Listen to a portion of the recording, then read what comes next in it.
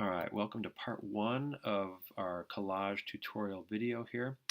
So what I'm going to do is I'm going to make myself look like I'm floating. I'm going to erase the stool here, and then we're going to figure out how to put in some shadows too here. So that's going to be part one. Alright, so first thing you're going to do is you're going to open up your picture. Here I am sitting on the stool. And remember, I have an exact replica of this picture here without the stool, without me in it. This is going to be the background picture of my collage. This is the foreground picture here. And the purpose of this collage demonstration is to actually show how to make that sort of invisible or that magic sort of floating figure, or like taking the head off and doing some things like that. All right, so what I'm going to do is I am going to first line these two pictures up. So I'm going to find my top picture here. I'm going to say duplicate layer. I am going to choose my target here, which is going to be image number 74, which is that empty background, and I'm going to call it I guess just figure, so I know what it is. All right, so when I go to image 74, I see here now that I have background and I have my figure here in the layer. The next thing I need to do is hold down the Shift key on my keyboard and select the second layer in my layers here. So I have both selected. Then I'm going to go to Edit, and I'm going to say Auto Align Layers, and then just leave it right here with Auto, and I'm going to hit OK. And what this does is it just sort of wiggles those two pictures together so that they line up perfectly. You can see there's like a little seam here at the top, but they are almost perfectly aligned.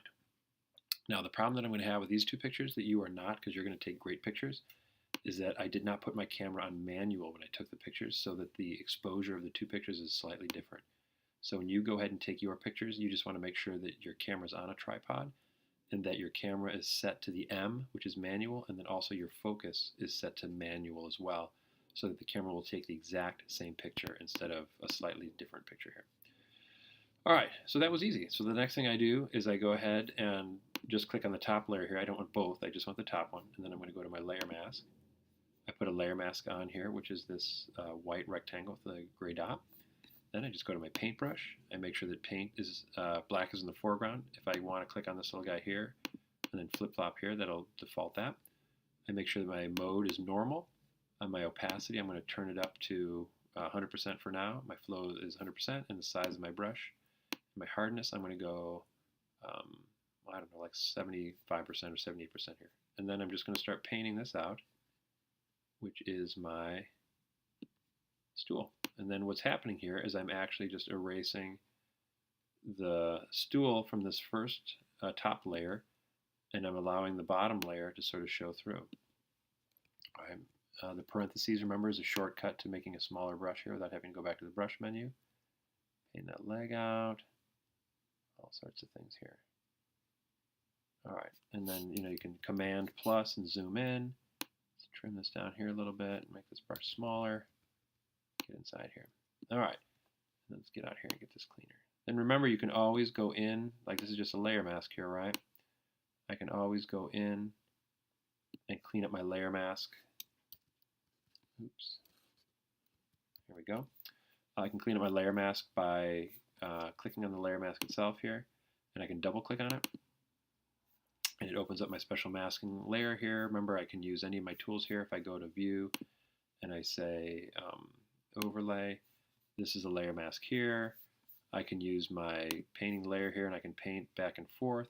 I can also use my shifting edge or my feathering a little bit, and I can soften the edge of my layer mask here. But I'm going to say that looks pretty good.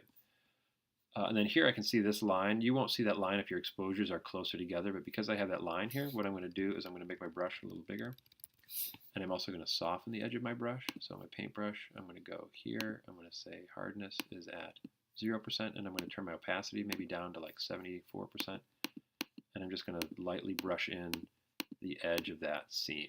And that's, that's just sort of a trick that you do to make your transitions a little bit smoother. All right, then the second thing I'm going to do for this particular demo here is I'm just going to create a shadow underneath here.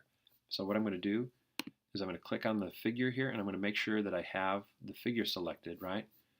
I'm going to use my magnetic lasso, which is one we haven't used yet. What the magnetic lasso does is I click once, and then I take my finger off the mouse, but I just drag my mouse around the outside edge here, clicking every once in a while to put an anchor point on, and I just let the edge here, see that? It's just running along the edge. I'll click my mouse here, I'll come up here, just so I get the top of my head, like so. And when I'm making a shadow, I don't have to make this outline absolutely perfect. It can be a little bit wonky just because I'm going to blur the shadow anyways. So, it's not going to be absolutely perfect transition here, but you'll see once we get to that point. So here I'm outlining my figure, coming on the outside here, coming down the bottom, that, right, come up in here, put a little anchor point here. And I just tap every time I come to like a little transitional point here where I think the computer's not going to be able to follow the line. But basically it's just laying down this selection line where it finds the contrast. So where there's lower contrast, it has a little harder time finding that edge. Okay, I'm almost there. Under the arm, up to the elbow, up here. And when you get to the end, you'll see that little circle appears next to the tool. That just means you're closing the shape. If you want to go back in with the selection tool here that we've used before, you can add to it and subtract to it. Again, this was just found underneath the lasso tool. You can also just use a regular lasso and sort of clean it up.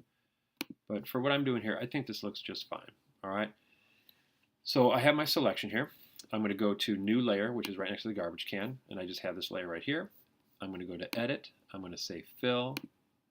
I'm going to say Fill with Black. I'm going to say OK, and I just filled my shadow. I go to Select, Deselect, so that I don't have that fuzzy line out there. Go to my Transforming tool, make sure my Transform controls are showing. If Auto Select is selected, I want to turn that off. And then I'm just going to squash the shadow just like this. All right, I'm going to lay it right underneath my figure just like so. Check my check mark for my transition, and I'm thinking it's looking pretty good. Now, a couple things are going on here. One is the shadow's way too dark, and it's also overlapping my foot. So I'm going to be on my shadow layer. I'm going to turn that shadow down to like, I don't know, 25%. So here you can see it looks much more like a shadow. I might even go down a little bit lower to like 21%. Then the second problem I have is it's overlapping my foot. So I'm going to put our good old-fashioned layer mask on there, just like so. I'm going to use that black paintbrush, and I'm going to paint. Oh, I've got to harden the edge of my brush. Here, back up to like 78, and I'm also going to turn my opacity up to 100%. Make my brush a little smaller. And I'm going to paint that out over my shoe there, because I want my shoe to look like it's in the front. Perfect. All right, and then finally what I'm going to do is the edge of my shadow is a little too defined. So I'm going to go to, I got to make sure I'm on the shadow itself. Be careful, it's a trick here. Don't be on the layer mask, be on the shadow. Go to Filter, go to Blur, and I'm going to try Gaussian Blur. And then I'm just going to bring this up a little bit. And you can see how my shadow is starting to get a little fuzzier. There we go.